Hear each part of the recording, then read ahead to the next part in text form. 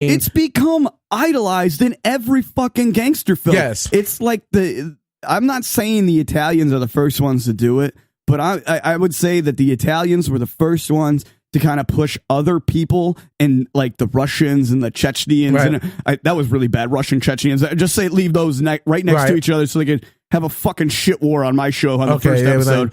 No, but they would always they would all start talking like the Wind Talkers from World War II and shit, which was the Native Americans. So, right. Oh, I love that movie.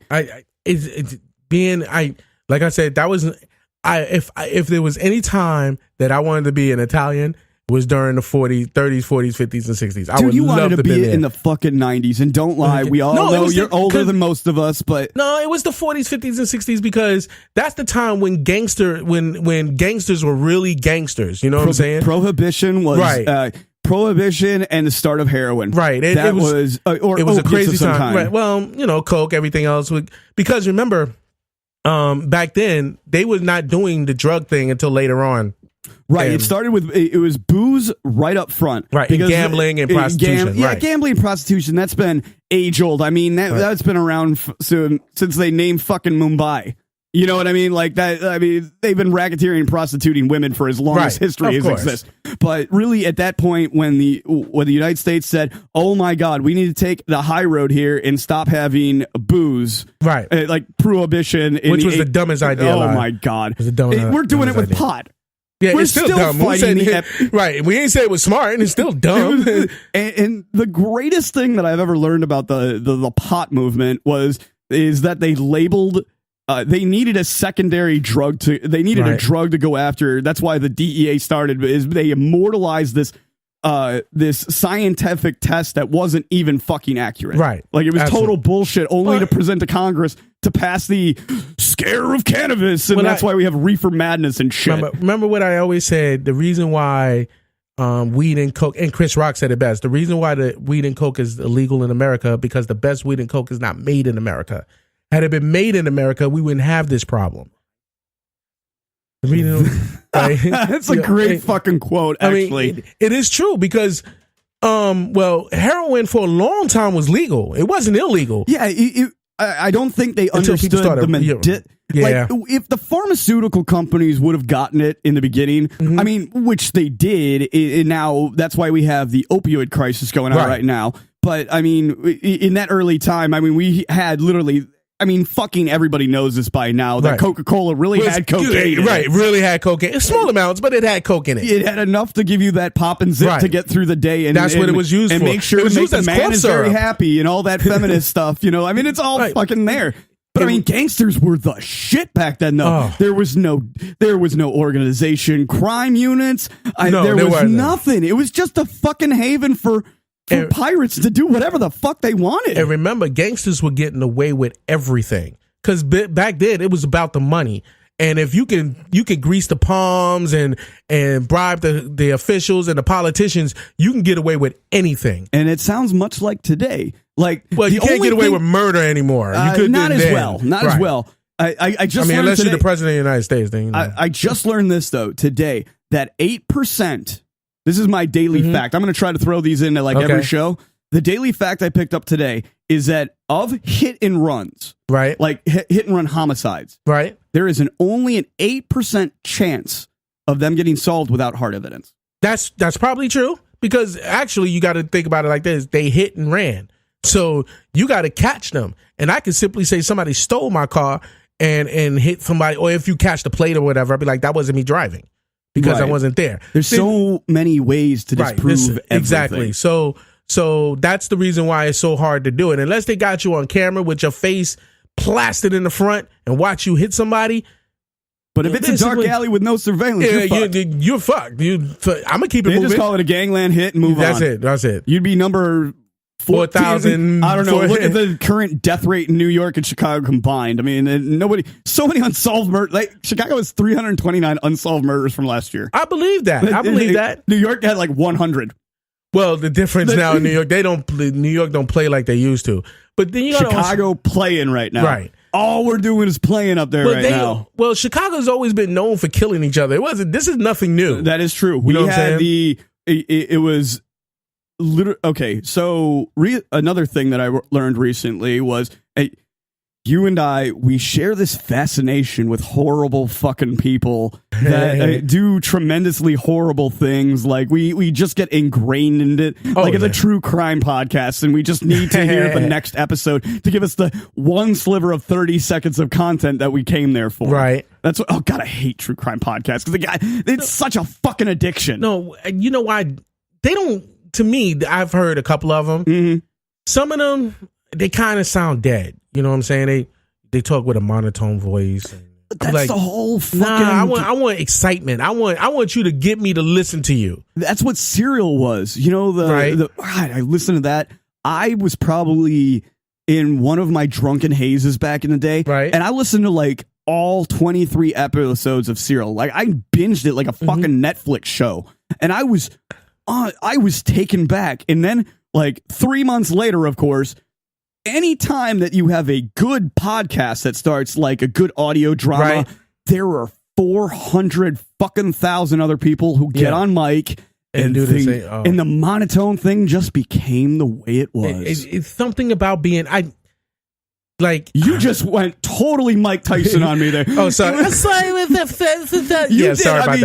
that. It was great. I have to point it out though because you and I are going to do it on real shows, so I want to do it on my show.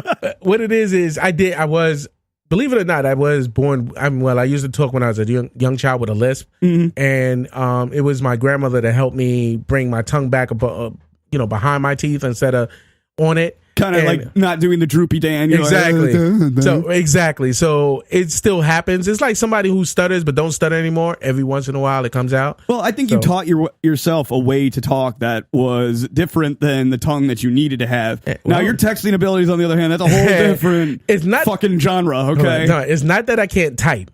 I just can't type on a phone. It's terrible. My fingers are way too fat to be trying to type O.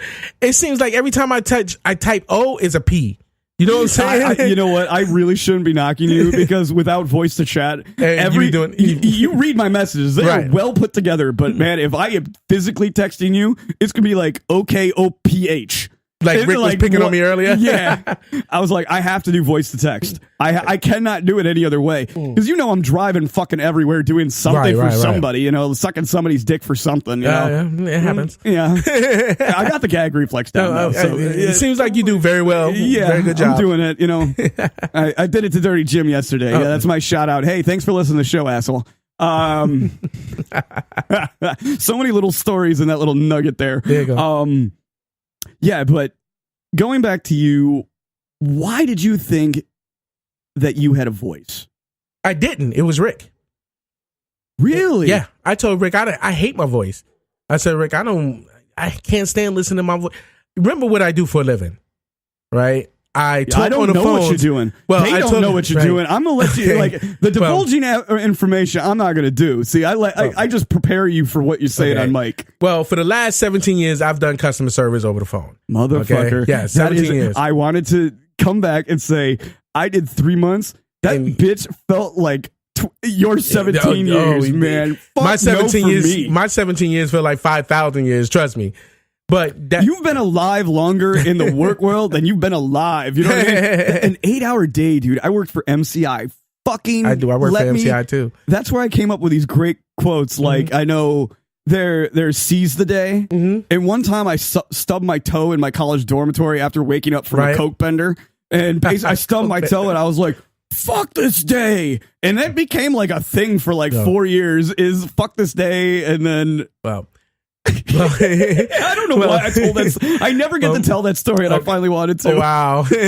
Well, I used to, because they make you listen to your own calls. Yeah. And I used to hate listening to my voice. Couldn't stand it. I'd be like, first of all, to me, I sound like I'm 1,000 pounds, right? I sound like I'm 1,000 pounds, and it's always sound like. It's like I'm always like my nose is clogged. You know what I'm saying? We should call A&E for you to get your own fucking show. No, I would say I weigh 300,000 pounds. Help me out of my house. Oh yeah, but only listen to my voice. But I always when we did our that's first, the polar fucking opposite that everybody hears because you hate your own. I hate my own voice too, but everybody's like, man, you could be the movie phone guy. I was like, no, I couldn't. Right. I immediately do it. I'm like, fuck, it's true. And your voice, though, is so distinctive. Nobody has a voice like it. I mean, you're not going to be fucking reading Thomas the Train at 45, but you're going to fucking... No, but check this out. You know what I used to do? And hey, it's embarrassing. You know how... you were a phone sex operator, No, never. I don't even know how to do that. However, but... oh, fuck, you don't, man. I'm from Morgan Anthony. Come here, baby. Nah, but what it was is that... What it was is that I'm laughing off mic and he's laughing too because I'm laughing hard. What I used to do, right, in the room by myself, especially back when wrestling, when I was a big wrestling fan, and Bill Goldberg was Stone Cold in it. No, Bill Goldberg was my favorite wrestler. Okay, and I used to do Goldberg, who had all the basically was the movie character inspiration for Goldfinger. Is it? It could. No, I don't. Maybe he was. I don't know. But Goldberg was the one that had all the pipe. He would walk. They would knock on the door, bring him a whole an entourage to walk with him out, like a whole bunch of security. Then he come out there and he got all these sparks flying on him, and then he blow the smoke out of his nose or whatever. Bill Goldberg was my favorite character, and I would used to do what you're talking Michael 90s, late 80s, early 90s. I think 90s, early 2000s is when he came out. Okay, he was in WCW first before he went over to WWE. Oh yeah, okay, right. So we are talking about the same guy. He's been around the block, and they did Gilbert as a parody to him and stuff like that, little midget guy, and then they did the whole right. It was funny. That was the combat to WWE against WCW because he was the biggest name in WCW.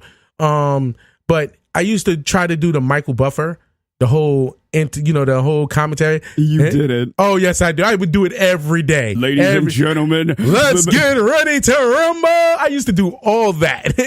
And I would do it all the time. So did I. I'm not gonna let. That was like, no, you didn't. I was like, I think of all the friends who could do the voices and stuff. I mean, before the smoking really kind of dropped the voice, and then if I try to hit a high note in music, it sounds like I'm going back to puberty. It sounds. That's how it was when I first started singing, because I was singing. I used to be in a singing group too. Yeah. Right. Oh damn! I did a lot of shit too. Yeah. You see that you're fascinating because you're not Floridian. There are people who go, "What'd you do today?" I shot an alligator, ate it, fucked it, and then ate it again. I'm not making fun of any Floridians. And they got it pregnant. She ain't gonna have no kids, but you goddamn right I am pregnant, that bitch. That's right. That is literally some fucking Titusville Daytona talk right there. Yo, my mother always said, if you ain't got something to do, the next thing you're gonna do is sell drugs. So find something to do. And that's what my mother used to say, find something to do. And you thought sounding like that guy. No, because you were made for voice acting. I wish there would have been the only Blackfish and Little Nemo would have been you, and you would just be like, "Yo, this Tyrone, fuck you, motherfucker." Check out what I did. Right, I used to work for Cablevision in New York, which was owned the New York Knicks, and what I did was I auditioned for the voice of the announcer. On I auditioned for it.